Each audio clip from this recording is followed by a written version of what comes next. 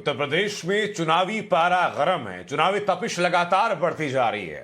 हर एक पार्टी दूसरी पार्टी की कमियों को गुना करके अपनी गुणवत्ता लोगों के सामने साबित करना चाहती है। विधायकों के यानी कि उम्मीदवारों के नाम पर मंथन हो रहा है। कईयों के टिकट काटे गए हैं, कई नए चेहरों को मौका दिया गया है, लेकिन असली रोल जनता का है। जनता अपने प्रत्याशी के बारे में क्या सोचती है, ये खंगालने की टटोलने की कोशिश टाइम्स नाउ नवभारत हर विधानसभा में जाकर लगातार कर रहा है। आज आपको तस्वीर दिखाएंगे गौतम बुद्ध नगर से सीट नोएडा की, जहां से रक्षा मंत्री राजनाथ सिंह के बेटे पंकज सिंह विधायक। पंकज सिंह भले ही अपनी तारीफें खुद करें, लेकिन आम जनता क्या सोचती है उनके कामों के बारे में, पिछले 5 सालों में कितनी मौजूदगी जनता के बीच उनकी रही है, जनता के कितने काम विधायक के तौर पर पंकज सिंह ने किए हैं, आज यही नब्ज टटोलने की कोशिश की हमने। दिखाते हैं आपको नोएडा से एक ग्राउंड रिपोर्ट।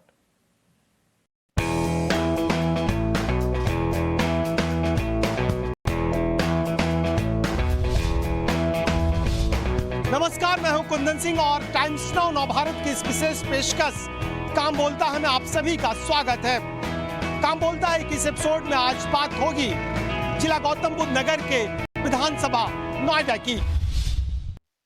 नोएडा विधानसभा का गठन 2012 में हुए और पहली बार यहां से बीजेपी ने बाजी मारी। विधायक बने मौजूदा गौतम बुद्ध नगर के सांसद डॉक्टर महेश शर्मा। 2014 में हुए उपचुनाव में वो लोकसभा चले गए। इसके बाद हुए उपचुनाव में बीजेपी ने एक बार फिर यहां से परचम लहराया और बिमला बाथम विधायक चुनी गई। 2017 के विधानसभा चुनाव में रक्षा मंत्री राजनाथ सिंह के बेटे पंकज सिंह ने यहां से किस्मत आजमाई और 60,000 से ज्यादा वोटों से विजयी बने। साल 2012 के विधानसभा चुनाव में पंकज सिंह बतौर उम्मीदवार नोएडा के लोगों से वादा किया था कि अगर उत्तर प्रदेश में बीजेपी की सरकार आई तो नोएडा को एक मॉडर्न शहर के तौर पर डेवलप करेंगे और साथ ही बंद पड़ी परियोजनाओं को एक बार फिर से पटरी पर लेकर आएंगे। काम बोलता है कि एपिसोड में टाइम्स नाउ नवभारत नोएडा की जनता से पूछेगी कि क्या विधायक जी अपने वादों पर खड़े उतरे हैं।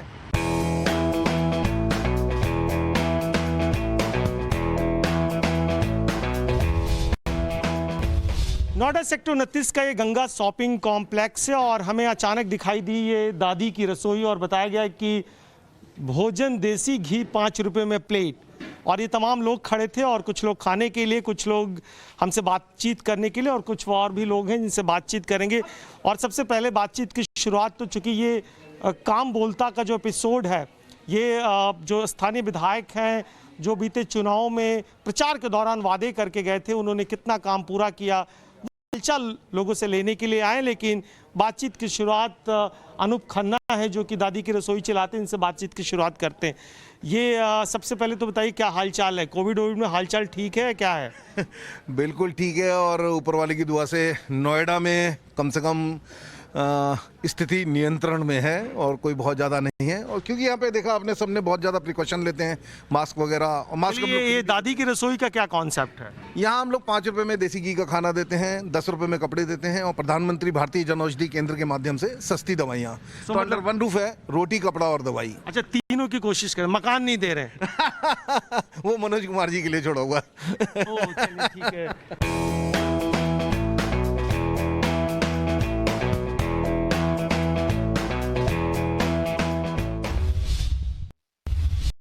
सो ये मतलब कैसे 5 रुपए में इतनी महंगाई है, 200 रुपए का सरसों तेल है, तो ये फिर कैसे बनाते हैं? दालें भी ठीक ठाक रेट से बढ़े। 6 साल हो गए हम लोगों को इस काम को करते हुए, दादी की रसोई को। और एक्चुअली एक मन चाहिए तो काफ़ी लोग जुड़ते चले जाते हैं और काम होता रहता है। और ऊपर वाला कराता है, मैं थोड़ा करने वाला कौन होता है? लोग सहयोग देते हैं, करते हैं सब जने मिलके अपना।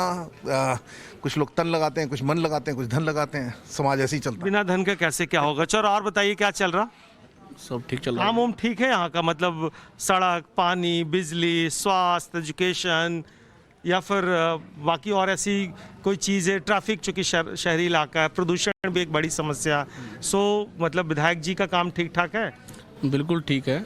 यातायात की अगर बात करोगे तो कमिश्नरेट लागू होने के बाद जैसे गुंडागर्दी वगैरह भी काफ़ी नियंत्रण में है पहले के मुकाबले, अगर हम दूसरी सरकारों से किसी चीज़ की तुलना करें। सो आप कह रहे हैं लॉ एंड ऑर्डर ठीक है? लॉ एंड ऑर्डर बिल्कुल ठीक है।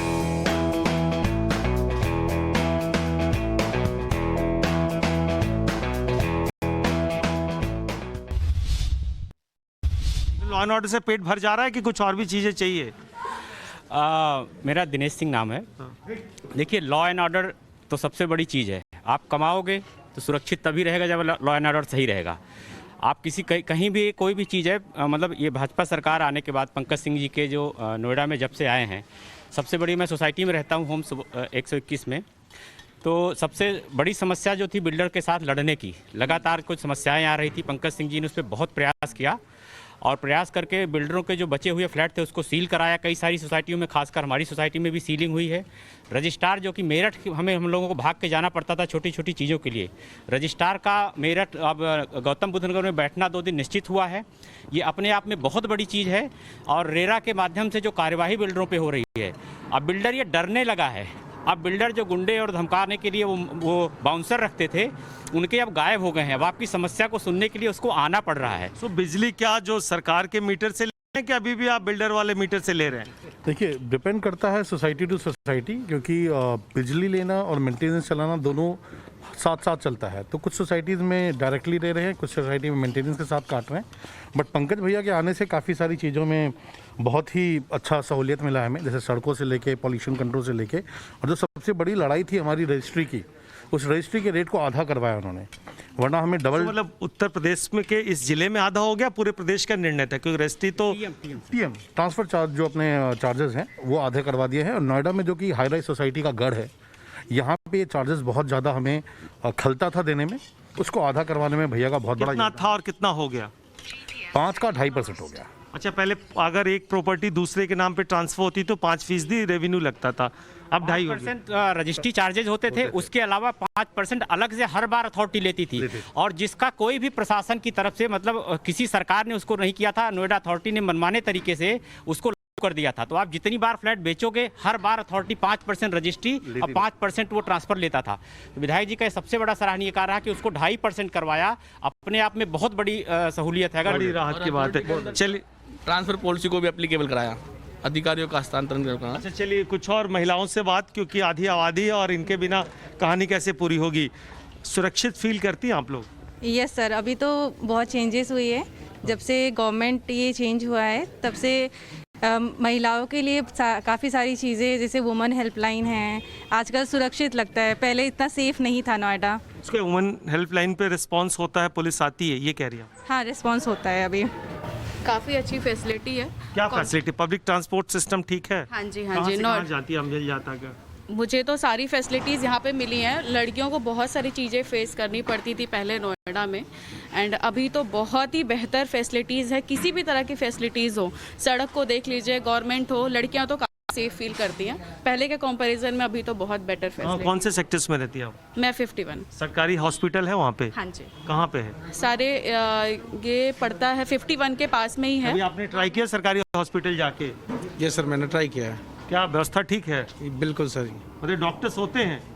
नहीं, आके चेक करें, चलें? कौन कह रहा? नहीं, बिल्कुल सर। जब से ये मतलब आप देखिए, मैं ये नहीं कह रहा हूँ कि वहाँ पे गवर्नमेंट्स में सारे कितनी डॉक्टर। देर के इंतजार के बाद आपको डॉक्टर देख लिया मुझे था? तो बिल्कुल भी वेट नहीं करना पड़ा। मुझे बहुत ही जल्दी फैसिलिटीज वहाँ पे सारी। क्या मतलब नॉर्मल मेडिसिन के डॉक्टर थे कि स्पेशलाइज्ड डॉक्टर भी थे? सारे हर तरह के डॉक्टर हैं, जिस तरह की आपको प्रॉब्लम है सारे डॉक्टर। कौन से अस्पताल में? जिला हॉस्पिटल है ना।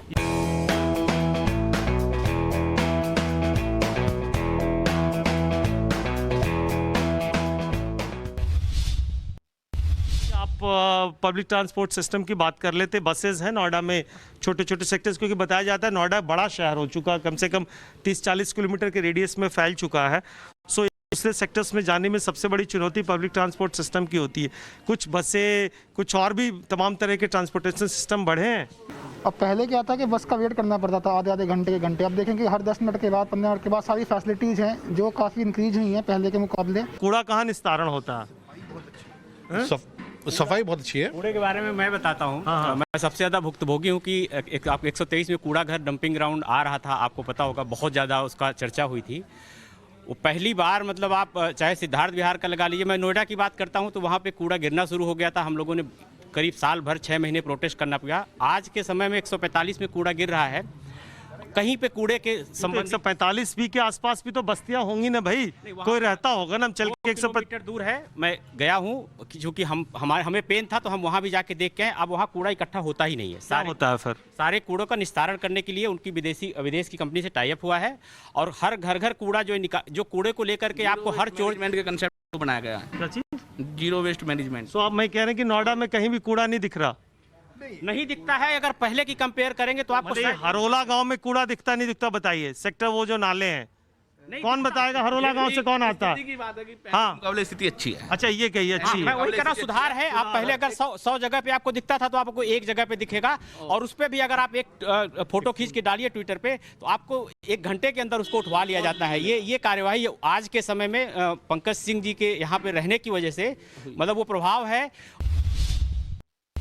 2012 के बाद जब से ये विधानसभा का गठन हुआ है, बीजेपी लगातार है। और क्यों है? इन दर्शकों से और इन यहाँ के लोगों से, इनकी बातों से आपको लग रहा होगा। नोएडा के कुछ और इलाकों में, ग्रामीण इलाकों में इंडस्ट्रियल सेक्टर, चूँकि ये न्यू ओखला इंडस्ट्रियल अथॉरिटी के नाम से जाना जाता था और इसका शुरुआती कॉन्सेप्ट ही इंडस्ट्रियल हब के तौर पे हुआ था। सो वहाँ के भी हालात हम जानेंगे।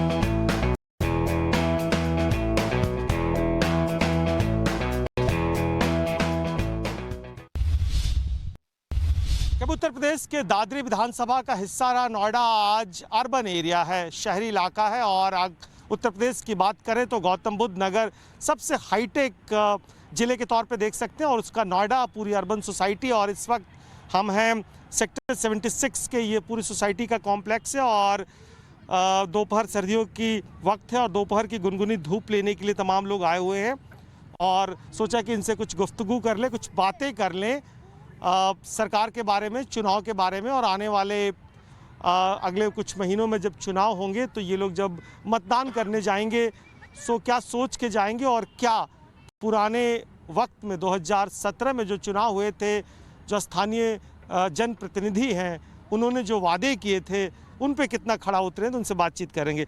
पहले महिला से शुरुआत करते हैं। अब बताएं। स्मिता खन्ना। स्मिता जी, चुनाव तो आने वाला है, क्या स्थिति है इस बार?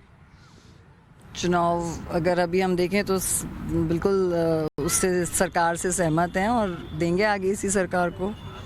आप तो महिला किचन चलाती हैं, मतलब रसोई घर के रेट से सहमत हैं आप? सरसों तेल से, गैस से, बाकी तमाम चीज़ें। हाँ, तो पार्ट ऑफ वो है इकोनॉमी, ठीक है, ये तो बढ़ेगा ही, और बढ़ रहा है तो कमा भी रहे होंगे लोग कहीं ना कहीं। अच्छा, मतलब असर नहीं है, मतलब ठीक है, नॉर्मल है, इन्फ्लेशन के लिए ठीक है, इन्फ्लेशन ग्रोथ के लिए ठीक है, इन्फ्लेशन ग्रोथ के लिए पिंच नहीं करता? नहीं भाई साहब, कोई पिंच नहीं करता है। 5-6 महीने में हुआ क्या? आप तो 75 हो गया इस समय, सरसों तेल 175। जो 2017 में जब चुनाव हुए थे, जो वादे किए गए थे, विधायक जी के काम से खुश है? काम बोल रहा है उनका? जी, बोल भी रहा है और दिख भी रहा है। अगर 2017 की बात करें तो हम अपने घर में जब बताते थे कहाँ रहते हो, नोएडा, अच्छा नोएडा रहते हो, नोएडा कहाँ है? यूपी में। यार ठीक है, वहाँ पे बच्चे सेफ हैं। आज हम रात को 11-12 बजे यहाँ पे वॉक करते हैं, हमारे बच्चे भी वॉक कर रहे हो, किसी प्रकार की कोई दिक्कत नहीं है, ठीक है ना। आप देखिए, हर क्लास का एक प्रेफरेंस होता है। हमारी जो क्लास है, हम चाहते हैं कि भैया तुम 10 रुपये ले लो पर हमें वातावरण अच्छा दो। 2016 में जब लोग शिफ्ट हुए यहाँ पे, तो आपके जितने भी सेक्टर्स दिख रहे हैं 74, 77, ये लोग ये सारे सेक्टर्स आपस में इंटरकनेक्टेड भी नहीं थे। मेन रोड से हम लोग घूम के जाते थे। आज आप यहाँ पे देखो, सारे सेक्टर्स एक तो इंटरकनेक्टेड हैं, अच्छी चौड़ी सड़कें हैं। दूसरा, आप सड़कों के भी किनारे पे देखोगे पूरे 7X में इंटरलॉक टाइल्स लगे हुए हैं। तो डेवलपमेंट जो है वो दिखता है आपको कि हो रहा है। और कहीं ना कहीं जो पंकज सिंह जी हैं विधायक, वो 2017 में जब आए तो ये उसके बाद एक्सपोनेंशियल ग्रोथ हमारे एरिया की हुई है, इसमें कोई शक नहीं है। चलिए, कुल मिलाकर ये इंटेंशन ठीक है और एक्शन शुरू हो गए, और हम उम्मीद करेंगे कि कम से कम जो बाकी की एक्सपेक्टेशंस है वो अगले चुनाव तक बिल्कुल पूरा हो जाए।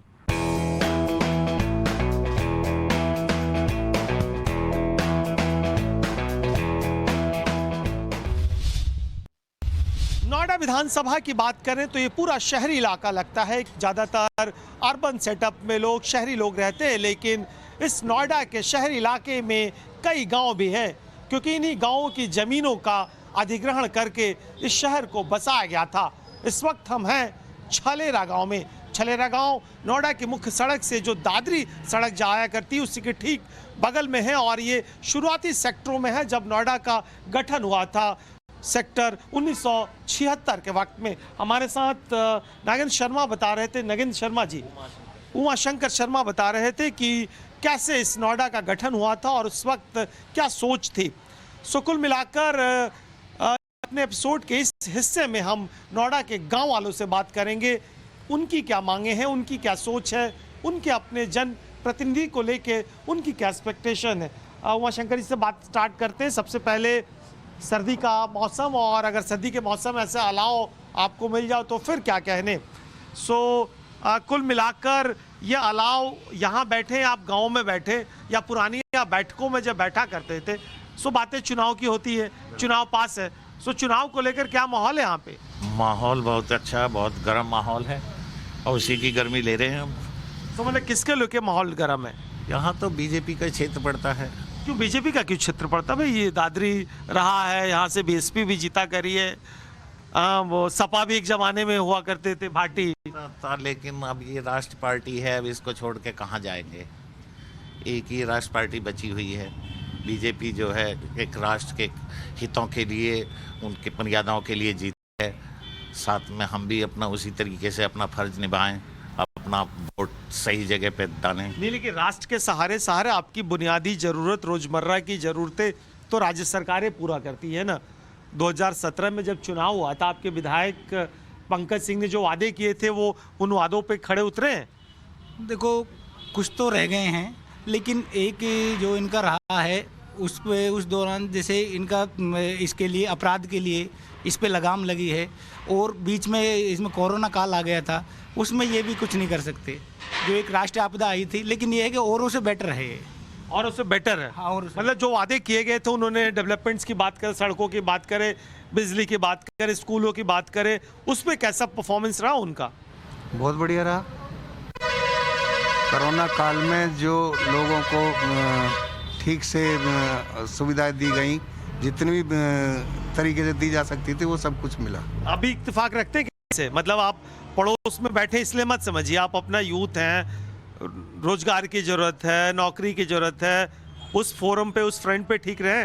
बिल्कुल, बहुत बढ़िया। आज के कुछ साल पहले बुलंदशहर क्रॉस करके कानवाई लगती थी, मायावती सरकार में, मुलायम सिंह सरकार में भी 10 गाड़ी एक साथ इकट्ठी की जाती। मैं रोडवे ड्राइवर था पहले, 2 पुलिस वाले पीछे बैठते, 2 पुलिस वाले आगे बैठते। डर होता था, कितना डर होता था, कितना डर होता था अपराधियों का। तब गाड़ी निकाली जाती 10 किलोमीटर तक। जब से योगी सरकार आई है, कोई कानवाई नहीं है। एटा मैनपुरी कहीं भी चले जाओ, वरना एटा मैनपुरी भी कानवाई लगती थी, बुलंदशहर में भी लगती थी। बाकी चलो राष्ट्र प्रेम की बात हो गई, राजधर्म की बात हो गई, लेकिन जो जीवन का धर्म है, जिसमें बुनियादी जरूरतों को पूरा करने का सरकार का काम है, वो पूरा हो रहा नहीं, वो भी पूरा इतना नहीं है, लेकिन अपने उसमें और ये बेटर कर सकते हैं। जैसे भी महंगाई बढ़ी है, उसके लिए उसमें लगाम लगाया जाए। महंगाई के लिए जो है, तो खाने पीने की चीज़। शर्मा जी के घर का किचन तो मैडम संभालती होंगी या बेटे कमा के दे देते होंगे, आप पे पड़ता है। जी, देखो, उसके लिए तो मैं बोल रहा हूँ क्योंकि इसमें और सुधार की आवश्यकता है। हाँ, कि जो महंगाई पे लगाम लगाई जाए, आगे जो भी है इंफ्रास्ट्रक्चर वगैरह है, इन पे भी ध्यान दिया जाए, लेकिन ये है कि औरों से बेटर गवर्नमेंट है। ऐसा है जी, सबसे पहले सुरक्षा, देश के लिए सुरक्षा व्यवस्था बहुत ज़रूरी है। ठीक है, पेट भरने के लिए भी चाहिए, लेकिन ऐसा ना हो तालिबान की तरह हेलीकॉप्टर, हवाई जहाज के पहियों को लटक के भागना पड़े। यहाँ पे सबसे मेन चीज़ तो सुरक्षा है ना, हमारे अंदर, देश के अंदर की सुरक्षा, बाहर की सुरक्षा, तो सब चीज़, हर चीज़ का एक अलग अलग वो उतना ही ज़रूरी सुरक्षा भी है, जो वो लोग कर रहे हैं, पूरी ईमानदारी और मेहनत से कर रहे हैं, लगन से कर रहे हैं। सर्दियों का मौसम है और आग की जो तपिश है वो चुनावी तपिश के बराबर दिख रही है, और आने वाले वक्त में ये इसका तापमान और बढ़ेगा। ये थी हमारी विशेष कार्यक्रम काम बोलता है में नोएडा के विधायक पंकज सिंह पर विशेष रिपोर्ट। कल एक बार फिर आपसे मुलाकात होगी किसी और विधानसभा में किसी और विधायक के रिपोर्ट कार्ड के साथ। तब तक देखते रहिए टाइम्स नाउ नव भारत।